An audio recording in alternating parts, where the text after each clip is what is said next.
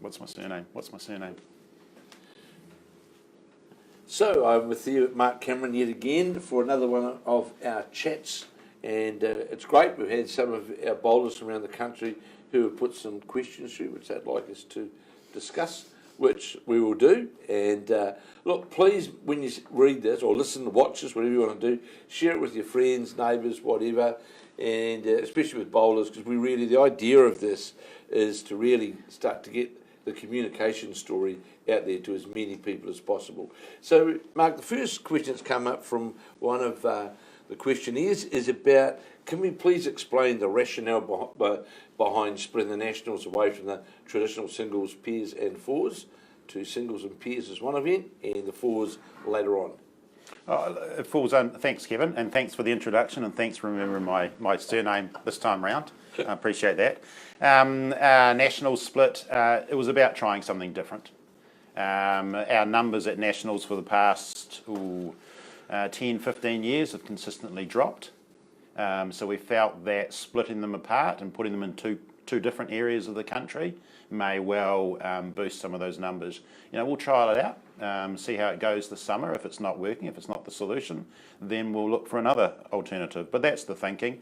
Because the reality is that when you put nationals in a region, you pretty much get 60 to 70% of the numbers are coming out of that local region. Correct. So by splitting nationals, and this year it's Wellington and Auckland, we are thinking hopefully that we'll get a decent regional representation into those two tournaments. Well, the feedback that I've had initially, there was the guns at dawn scenario, but I think talking to people now, there's a greater understanding of it. And I'm sure that it's going to work well. That Auckland at that time of the year, starting on January the 2nd, we're away from traffic difficulties really, and Wellington for the fours over about a 5-day period, I think, isn't it? Yep. Section play and post section. So I endorse what you say. Let's give it a go.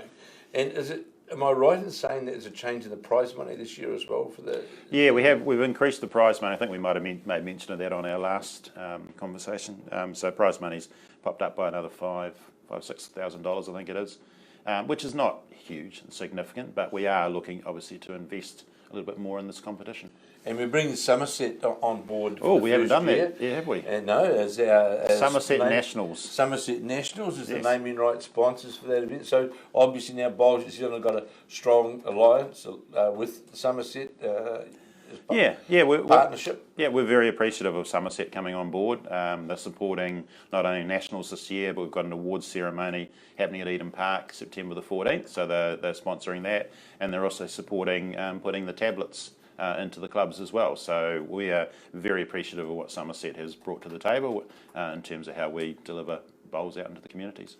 So the next point, and thank you to Somerset, and great to have a new partner, a new sponsor on board with us, and new naming rights for the Nationals. So obviously high performance was going to be a question that we knew was going to come up. So firstly, what steps is Bowls New Zealand taking to ensure the Blackjacks are keeping up with play? The second part of that question, has there been a review on the Commonwealth Games? If so, what decisions arose from it?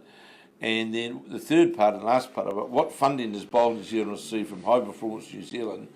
Did this change after our results in the Commonwealth Games? So the first part was about what steps are we embarking upon to make sure that our Blackjacks or squad members or high performance people are performing to the required level. I'll answer the second one as well. So we have done a Commonwealth Games review, a very detailed review. It got dropped on my desk the other day, and it's 84 pages in length. I managed to read the first 14, and which was the summary at the front. Look, the review highlights a number of things, but I'll pick on two. Is one, we need to invest in the talent pathway. So we can't just continue to invest in the top 10 or 12 bowlers in this country. We need to invest in the tiers below that. The second part of identified is that we need to invest in coaching, in high performance coaching.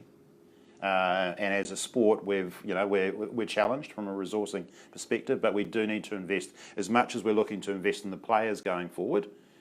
We need to invest in the coaches.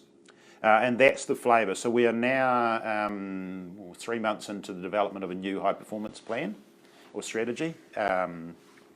We spent the weekend down in Nainai discussing it with a group of coaches Friday, Saturday. We discussed the version 12 of our high performance plan, and we expect to keep building on this. We are very much in a space now, though, of knowing that we need to work hard in this space, talent identification, coaching, and we need to get out there and involve the bowls community in that discussion as well.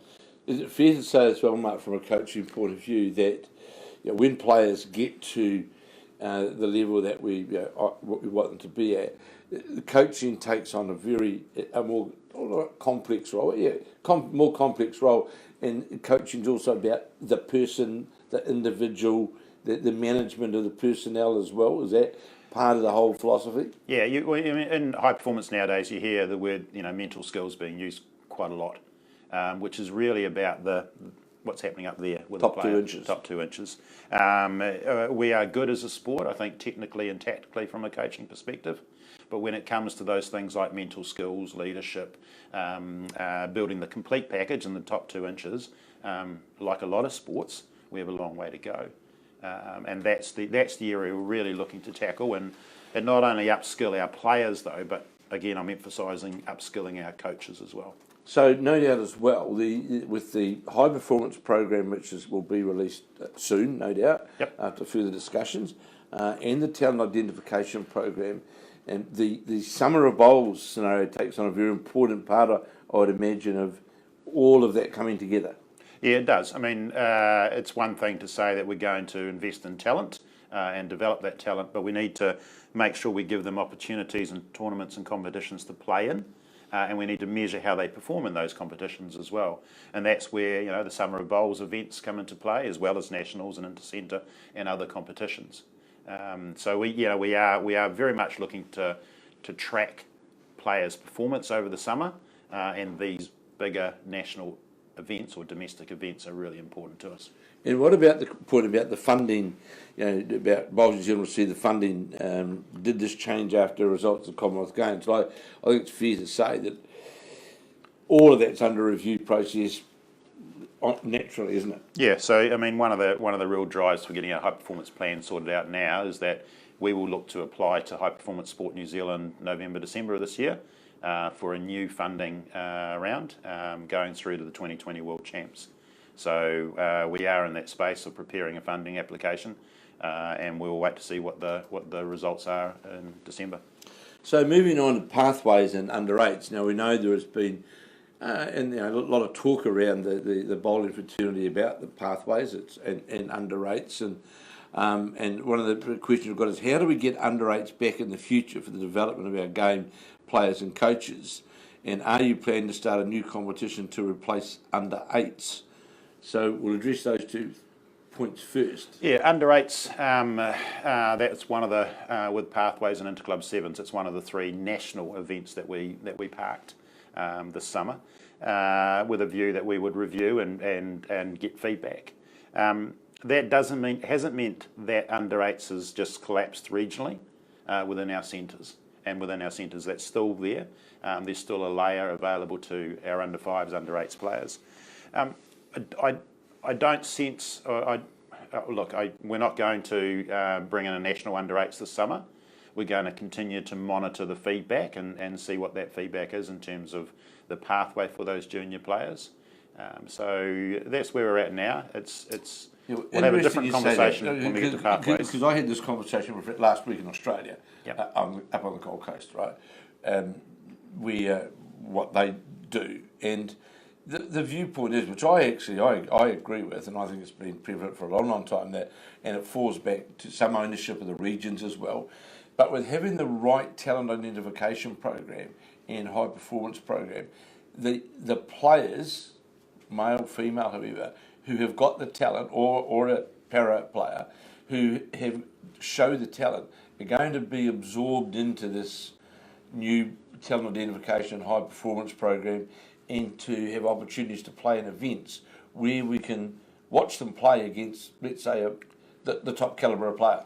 Yeah, well, that's the challenge, and that's what we'll monitor over the summer, is what is happening to that tier of player, those very good under-8s, under-5s players, what competitions are they now slotting themselves into, and let's get a measure on that, and that's what we'll look to do over the summer. If it's not working, if we're finding that there is a really big gap for those those talented under-8s players, and they're not being, monitored, looked after, then we'll review it. Because let's see how the summer goes. Yeah, the danger is, of course, that and this our sport has been guilty of it. You have an event to have an event.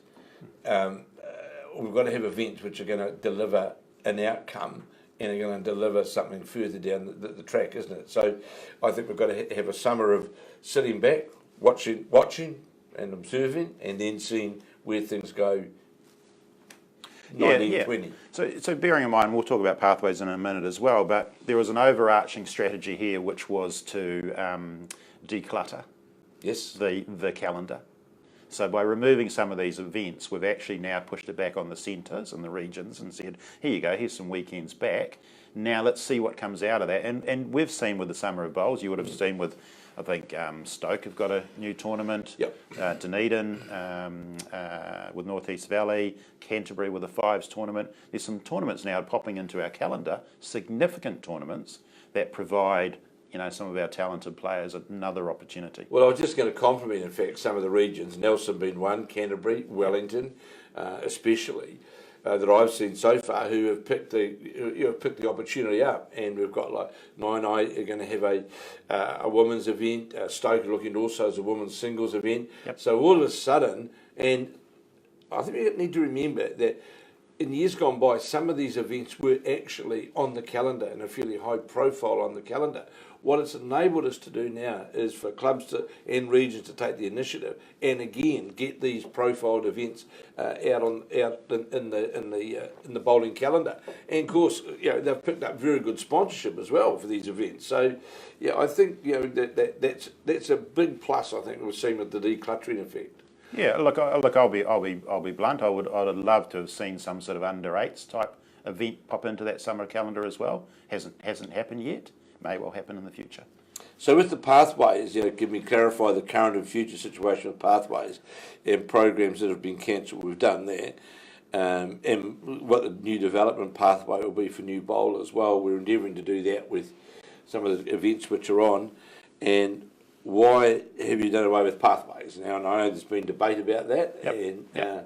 And, Okay, so pathways for the same reasons as the under-8s, but I will say this now, is that one thing I heard loud and clear as I went around the country back in May, June, was the importance of having a pathway for the average club bowler to achieve a New Zealand title. Now, Nationals doesn't deliver that, primarily because of the composite side scenario. And centres don't deliver that either, because they are the best of the best from the region. So in the next couple of weeks, we're going to actually survey our membership about bringing back a pathways structure of sorts. And what we're looking to I guess feed off is the existing champ of champions structure that exists within club and centres. So if you follow the logic, you have a club champion, they go on to the centre title. Should we have them going on to a New Zealand title for champ of champions? Which doesn't actually add any more clutter to the summer calendar if we position it right through those later months. So, I think the positive out of that, Mark, really is that Bowls New Zealand have listened to some of the commentary that's been out there, and you're travelling all around the countryside, which you've been doing, visiting a lot of clubs and talking to people. So Bowls New Zealand have taken this on board and saying, right, well, let's try and find a compromised environment, which we're going to try and deliver something relevant to the pathways. So I don't know if we've got the answer yet, and that's why this time around we're actually just going to create we're going to survey the membership and say, what do you think? What do you think about the idea of having a New Zealand Champ of Champions? When should it be? What's the format? What disciplines are most important to you as well? Well, it's interesting you say that, because, see, this is where I feel we got cluttered before, because we did used to have a New Zealand Champion of Champions. Then we brought in the pathways as well, virtually two kindred events, so to speak. So by cutting out one, perhaps we can, bring something back, because we did have a lot of events and there was some duplications, and now we can look at opportunities that may come prevalent in the 2019-20 season.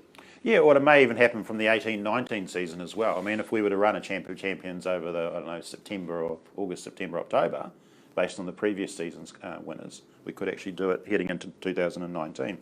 But I don't know, and look, I'm always cautious here of saying we don't have the solution here.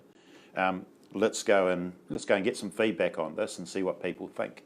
It won't be the perfect answer for everybody. A number of people still love, the pathways competition as it stood. But let's see what the feedback is. Well, look, I think to all you people out there watching on Facebook on this live stream, and who are going to watch it afterwards, the important message out of this, to me, is that Bowls New Zealand have taken some of the commentary on board and are committed to try and do something about it to deliver something. So that's a plus. Yep. So now, we're back to high performance, I suppose now. Someone's asked about selection criteria. The selection policies at some centres seem to be biased. What do Bowls New Zealand recommend to do to combat this? Do you have plans to implement anything?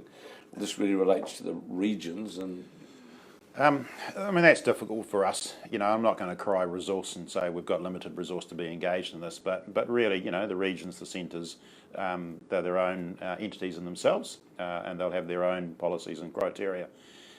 We're happy to endorse selection criteria. We're happy to provide them with templates, but ultimately, it really is important that centres are, the masters of their own domain in this area. Absolutely, and of course geographics in some centres as well make a big difference. Wellington is different to say Dunedin or Invercargill, and so there are differences there as well. I just say to people out there, enter in the events and do well, and you're the person that can you're the people that can put the pressure on the selectors to say, pick me. And I think as well, as the high performance program gets underway and the talent identification gets underway, I think the hope would be that there would be some, as there used to be, some dialogue between regional or provincial selectors and the New Zealand selectors about players that you want to sort of see and have a look at and give them an opportunity. Yeah, and I think that's why we've also taken a little bit of lead around that Summer of Bowls calendar, and we've said that,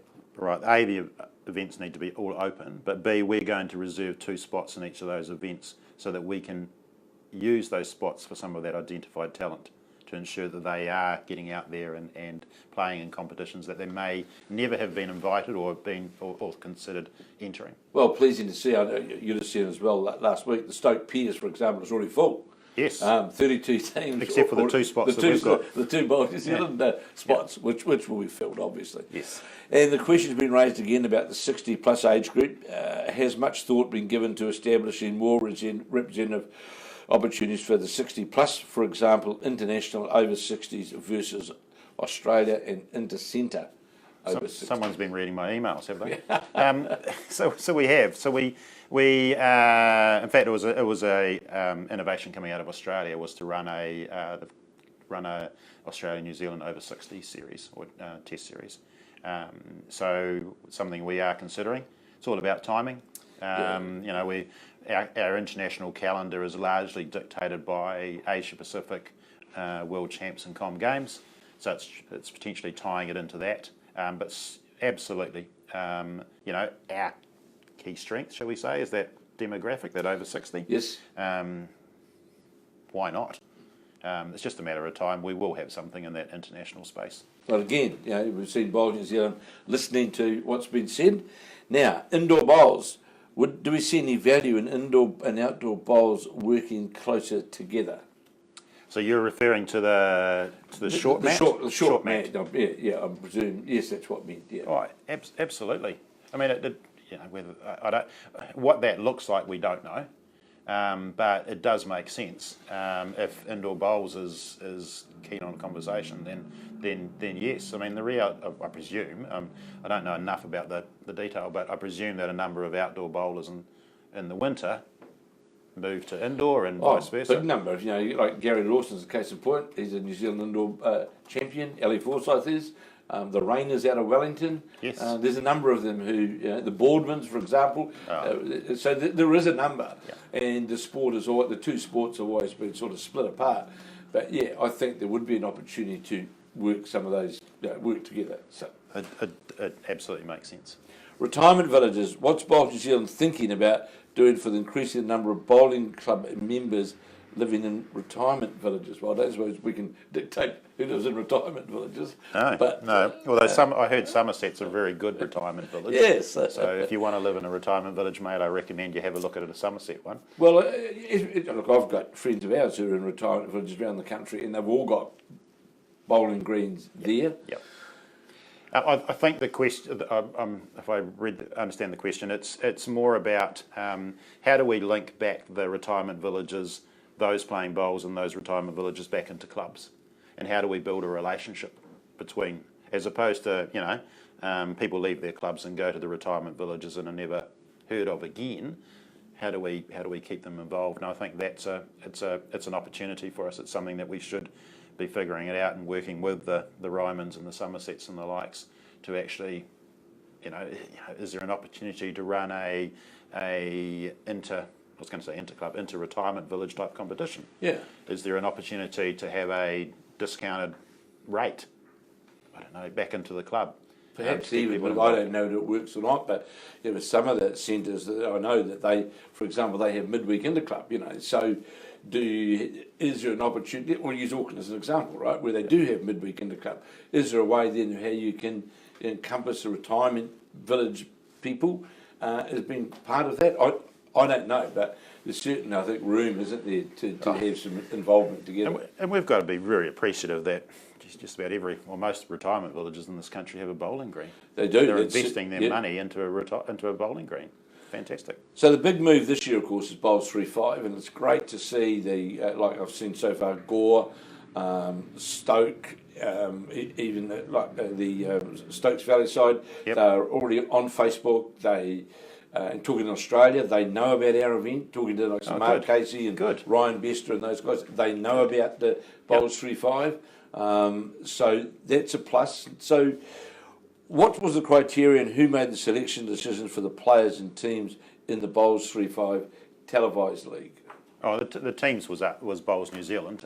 So I think we sent out expressions of interest out to each of the clubs, and we ended up with 12 clubs respond, and from there we selected 6. A range of criteria. The reality, the big one though was that level of enthusiasm that was coming from the club. That was probably the one that we were really looking for, and you see it in some of you'd mentioned the Facebook, etc., from some of these clubs now. So we selected our clubs, 6 out of the 11 or 12. However, the players within the clubs, that's the club's domain. We don't influence who's playing for a team or for a club.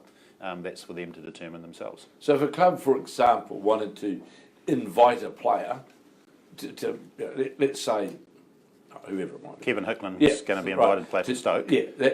So the clubs have got that right to do so, is that? Or no, they have to be members of the club. Members of that club. So they may invite you to be a member of the club. Have they invited you to be a No, member of the club? not. They haven't. No, Okay. I have to tell Jimmy Pugh that, but that's all right. So no, I mean they can obviously issue put out a membership to recruit. But the whole Bowls 3-5 concept though has a domino effect all the way back from there, doesn't it, as well, for clubs and business house, and yes. So it's the new, that is the one constant new, which is really in the Bowls calendar now, isn't it? Yeah, look, this is our big thing this summer, and as much as we'll talk about pathways and under 8s and decluttering.